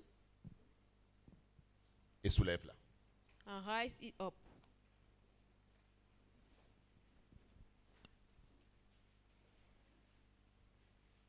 Prends ta Bible, soulève-la. Take your Bible and rise it up. Tout le monde se met sur ses deux pieds. Everybody stand up. Nous honorons la parole. We honor the word of. Nous respectons la parole. We respect the word. Est-ce que nous pouvons dire ensemble, Seigneur, je crois à la puissance de ta Can parole. we say together, God, I believe to Je crois que ta parole the est power of your vivante. word. I know that your word is alive. Ta parole est puissante. Your word is powerful. Ta parole a le pouvoir Your word has the power de me guérir, de me restaurer, to restore me, de me transformer. to transform me. Ta parole a le pouvoir Your word has the power de changer les temps et les circonstances. to change time and circumstances. Je déclare en ce matin, I declare this morning, je suis une terre fertile I am a fruitful land, et cette parole porte du fruit dans ma vie. and this word put fruit in my life. Je ne rentre pas tel que je suis venu. I don't come back as I come. Je rentre avec un témoignage vivant. I come back with a testimony, a living testimony. Merci Seigneur. Thank you, Jesus. Amen. Amen. S'il te plaît, assieds-toi. Please sit down. J'apprécie ta présence I en ce appreciate matin. your presence this morning. J'apprécie ta présence I appreciate your presence this morning. et je suis content de te voir en ce matin. I am happy to see you this morning. Nous parlons de la We grâce talk about grace pendant tout le mois de novembre. all this month of November. Et nous avons déjà parlé de la grâce ou libertinage. We have already speak about grace and liberty and freedom. Et en ce matin, And this morning, je vais parler du thème que nous devions normalement parler la semaine passée. I want to talk about the topic that we should talk about next the next week. Alléluia. Amen. Je parle ce matin de la grâce et de la loi. We talk about grace and law. Alléluia. Hallelujah. Je vais prier pour mon interprète. Tu coules dans la même grâce Amen. au nom de Jésus. Amen. La même faveur Amen. au nom de Jésus. Amen. Amen. Nous parlons de la grâce et de la loi. We talk about grace and law. Vous ne pouvez pas apprécier la grâce à sa juste valeur si vous ne comprenez pas la loi. You cannot appreciate the grace at the same level that when you don't understand the law. Vous ne comprendrez jamais la grâce de Dieu dans votre vie We never understand the grace of God in your life si vous ne connaissez pas ce que c'est la loi dans votre vie. If you don't know what is the law in your life, Cher ami, dear friend, la loi a été donnée par Moïse. the law was given by Moses. Je veux qu'on le lise dans 2 passages bibliques. I want you to read in 2 verses in the Bible. Lisons Jean chapitre 1 verset 17 et Jean chapitre 7 verset 19. Can we read John 1 verse 17 and Je veux qu'on aille un peu plus vite parce I want que us to go quickly. la loi a été donnée par Moïse. The law was given by Moses. Jean 1, 17 d'abord. John 1 verse 17. Il est écrit, It is written, la loi a été the donnée law par was given by Moïse. Moses. La grâce et la vérité n'ont pas été données, mais la grâce et la vérité sont venues. The grace and the truth was come. Ça veut dire que la grâce est une personne. That said that the grace is a person. Lisons Jean 17, le verset 19. We read John 17 verse 19. Vous allez comprendre que la loi We will understand that the law a été donnée par Moïse. was given by Moses. Jean 7, John 7 verset 19. verse 19. Il est It is écrit, written, Moïse ne vous a-t-il pas donné la loi? Moïse ne vous a-t-il pas donné la loi? Moïse don't give you the law, Et nul de vous n'observe la loi. Et nul and none of de you, vous n'observe la loi. none of you respect the law. Chez vous à me faire mourir. Pourquoi cherchez-vous à me faire mourir? Ça, c'est What do you Jésus-Christ qui find pose to la make question. me die? He asked the question. Quand Jésus-Christ arrive, When Jesus come, ils veulent le tuer. they want to kill him. Il va leur dire, And he will say to them, Moïse vous a apporté la loi et personne ne respecte la loi. Moïse has come with the law and nobody respects this law. 2. 2. La loi a été promulguée par les anges The law was proclaimed by the angel et non par Dieu. and not by God. Galates chapitre 3, le verset 19. Galates 3 verse 19. La loi The law est une promulgation angélique. is an angelic declaration. Galates 3, le verset 19, lisons Galates la 3, parole de Dieu. Verse 19. Can we read the word of God? Il est écrit. Il est écrit, It's Pourquoi written. donc la loi? pourquoi donc la loi? Why the law Elle a été donnée ensuite à cause des transgressions, of transgression, jusqu'à ce que vint la postérité à qui la promesse avait été faite. Oui. Elle a été promulguée par les anges it will Un des médiateurs. au moyen it d'un will médiateur. proclaim by angels. Lorsque je lis la parole de Dieu, When I read the word of God, je la lis encore. I read it again. Les anges ont donné la loi à Moïse et Moïse croyait que c'est Dieu qui lui donnait les 10 commandements. The angel gave the law to Moses, and Moses think that this law come from God. Vous venez de lire tout à l'heure You are reading it que les anges that angels ont promulgué la loi. has proclaimed the law. 3. 3.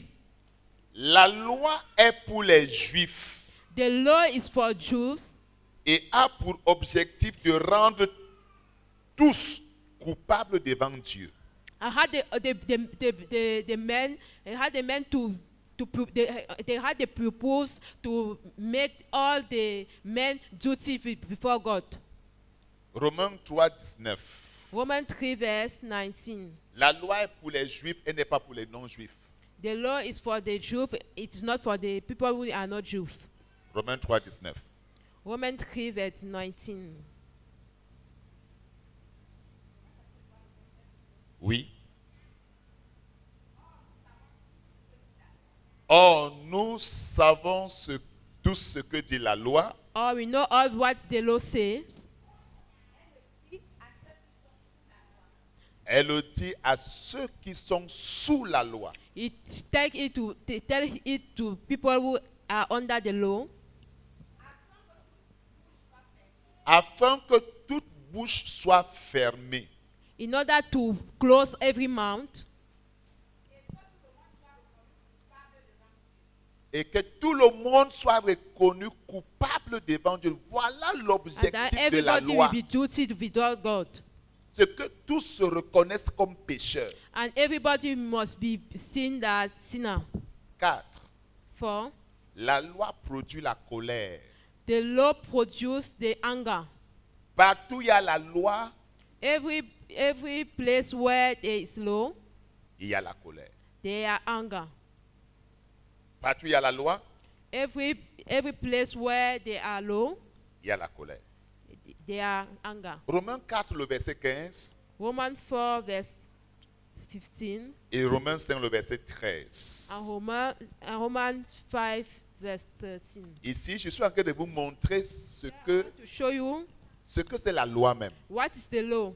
Parce qu'il y a beaucoup de défenseurs de la loi There dans are chaque many ville. people who defend the law in every town. Et les gens veulent être délivrés du péché.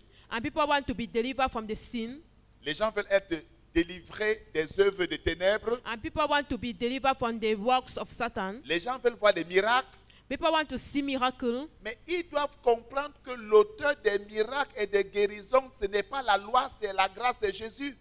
And they must know that the author of the miracle is not the law, it's Jesus. It's Romains 4, 15.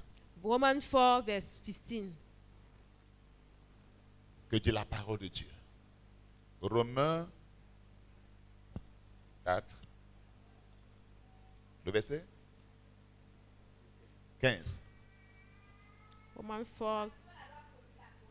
Parce que la loi produit la colère. Because the law produces the anger. Et parce que partout il n'y a pas de loi, Because there is not a law, it have no transgression. donc pour qu'il n'y ait plus de transgression, il faut enlever quelque chose. If you want that transgression will not more there, we must remove something. Donc pour qu'il n'y ait plus le péché, If to make that things not exist, il faut enlever quelque chose. we must remove something. Le péché existe parce qu'il y a la loi. The sin exists because it have the law. C'est pourquoi j'enseigne que le péché n'est pas un acte, le péché est une nature. It is why I teach that sin is not a law and sin is a natural. Et lorsque cette nature And when this nature est vaincue, it's conquered, son fils qu'on appelle le péché est vaincu.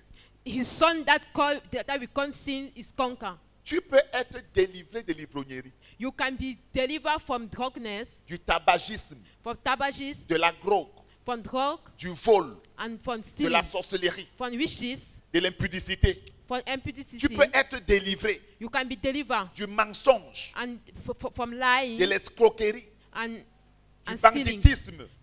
From stealing. Si If la nature the nature a été vaincue was conquered et remplacée par Jésus, and replaced by Jesus, alors so tu auras une nouvelle vie you will have a new life, et une nouvelle histoire. a new story. C'est pourquoi je ne m'en doute pas que Dieu peut te guérir.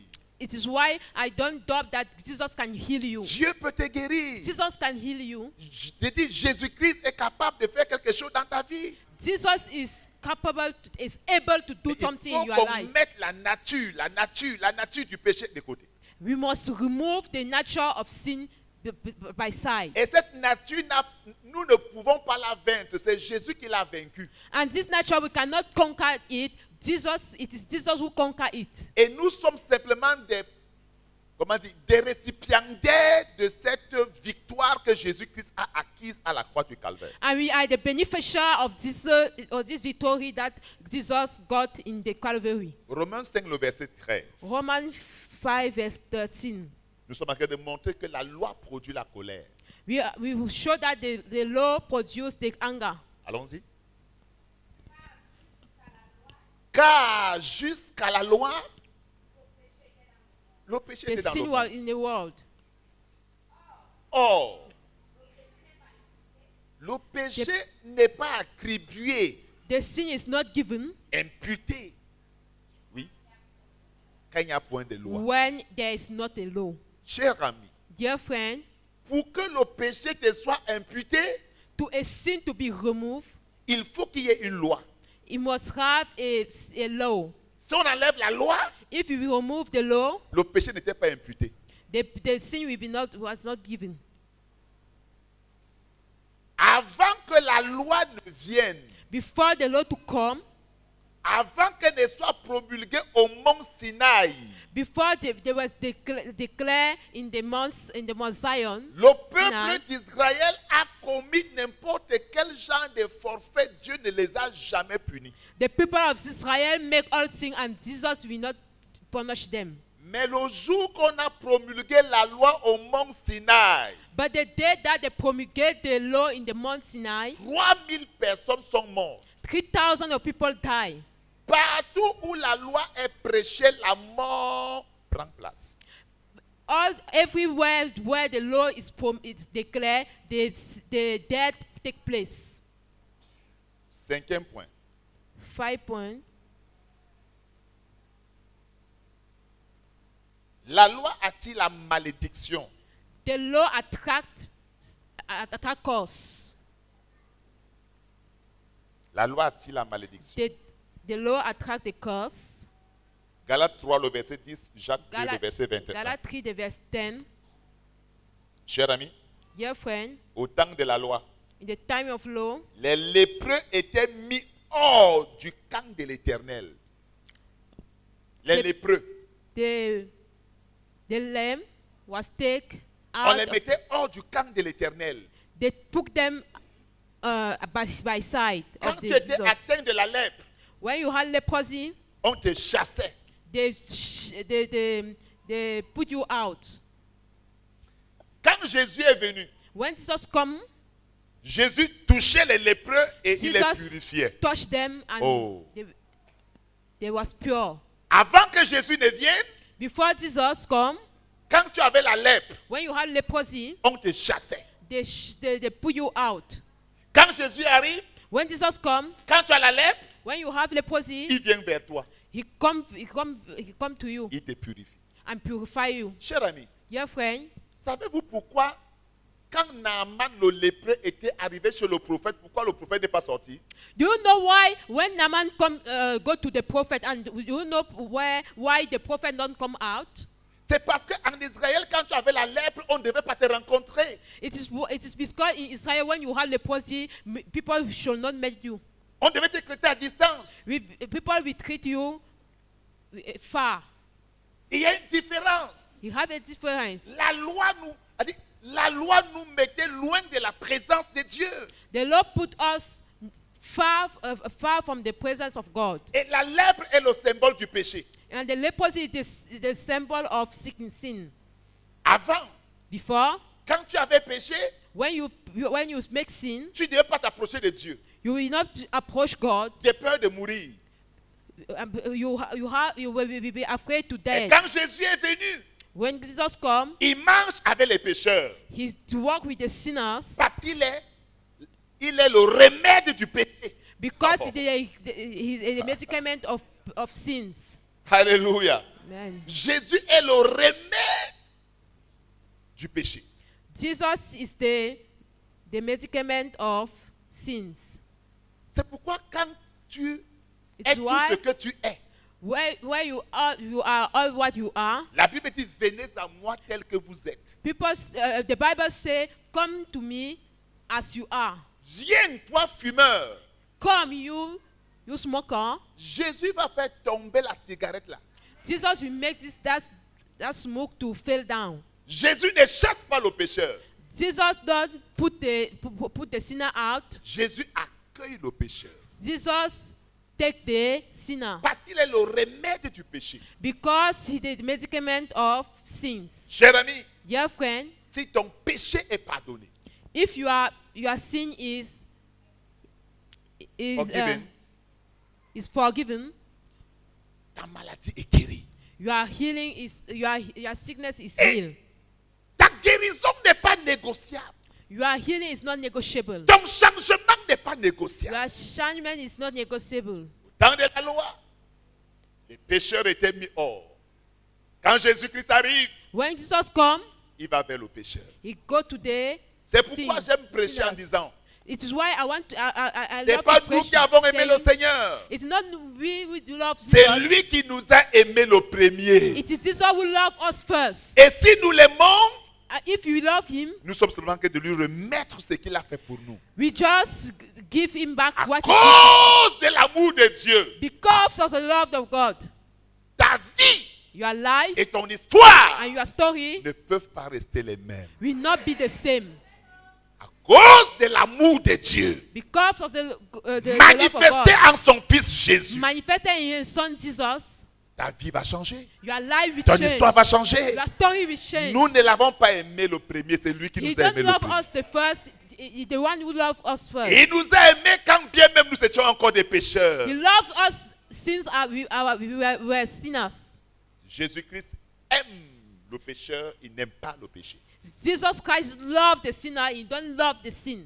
Alléluia. Hallelujah. Au temps de la loi, In the time of law, tous ceux qui étaient impurs all the people who were impure n'avaient pas le droit de se rendre vers Dieu de peur d'être exterminés.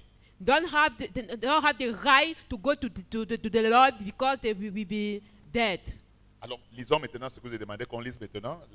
Allez. Galates 3, le verset 10 d'abord. Galates 3 verse 10. Il est écrit, It's written.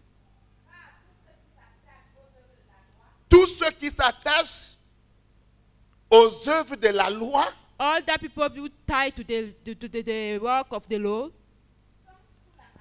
sont sous la are under the malédiction. curse. Car il est It écrit, is written. maudit est quiconque Cause the people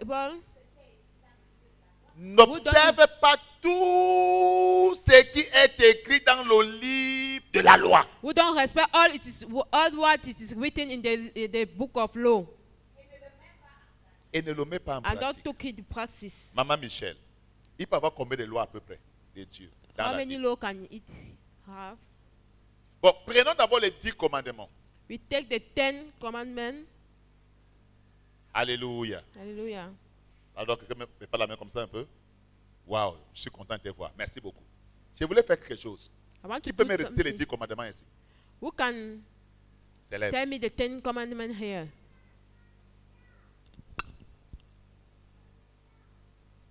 Ne me décevez pas quand même.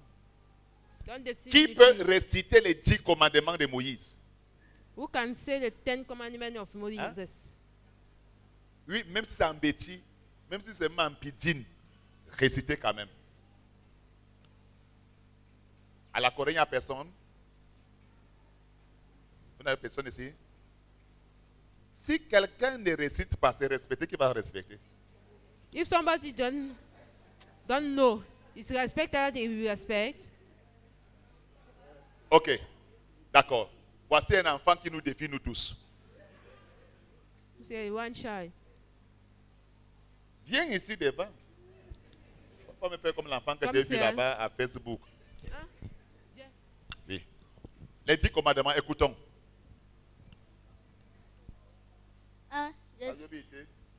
Je suis le Seigneur ton Dieu, tu n'auras pas d'autre Dieu que moi. Dieu est le nom de Dieu, tu ne le prononceras pas en vain. Crois, tu adoreras le Seigneur ton Dieu au jour qui te sont réservés, car que tu adoreras ton père et ta mère. 5, tu ne voleras pas. 6, tu ne commettras pas d'impurité. 7, tu ne tueras pas. 8, tu ne porteras pas de faux témoignages. 9, tu ne désireras pas les biens, la femme ou le mari de Kouï. 10, tu ne désireras pas les biens de Kouï. C'est ça, non? Acclamons Jésus-Christ pour lui.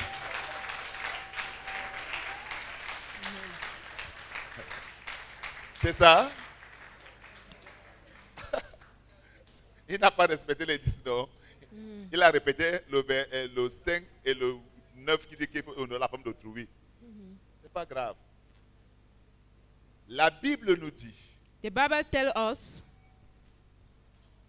que nous devons respecter. Si tu dis que tu respectes tous les commandements de Dieu, cher ami, respecte-les. if you say you respect all the commandments of God, respect them all.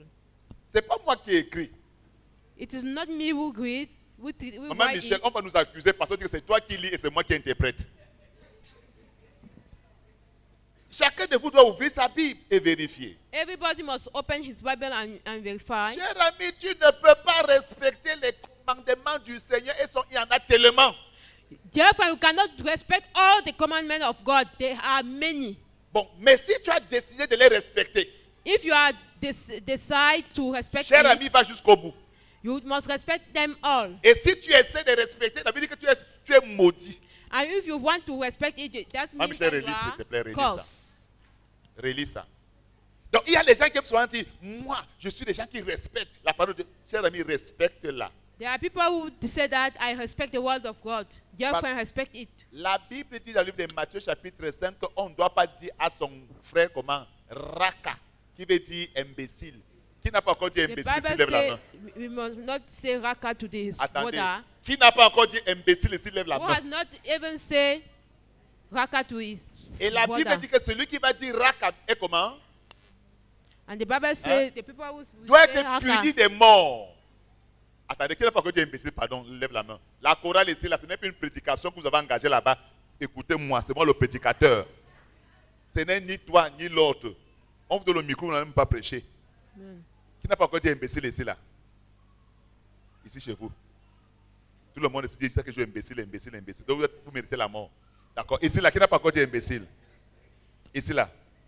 C'est pas moi qui ai écrit. Je peux ouvrir ça dans ma tête tout à l'heure. On voit. C'est pas écrit comme ça. Hein? Qui n'a pas encore dit imbécile ici?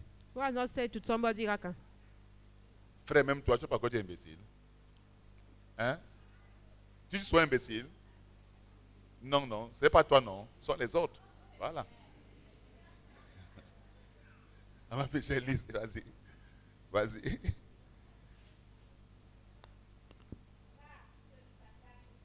Tous ceux qui s'attachent aux All the œuvres de la people loi, who are tied to the work of the law ils sont are under the maudits. curse. Ils sont maudits. They are curses. On continue. Car il est écrit. It is written. Maudit quiconque n'observe pas tout ce qui est écrit. Curse is the people, somebody who don't observe all that is written Dans le livre de la loi. in the book of the law.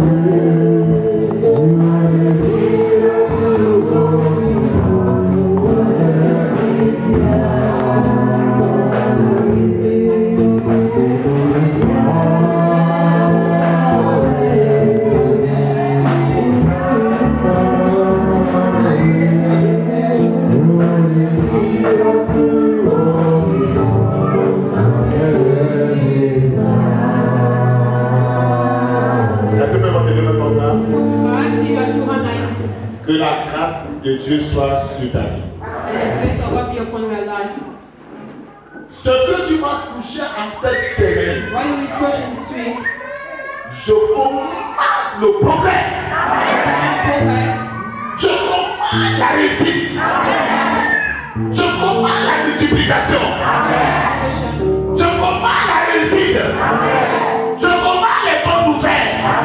Je commande la santé. Je commande l'élévation. Je commande l'extension. Par le nom de Jésus. Tu ne vas pas perdre une seule bataille. Et le jour et la nuit.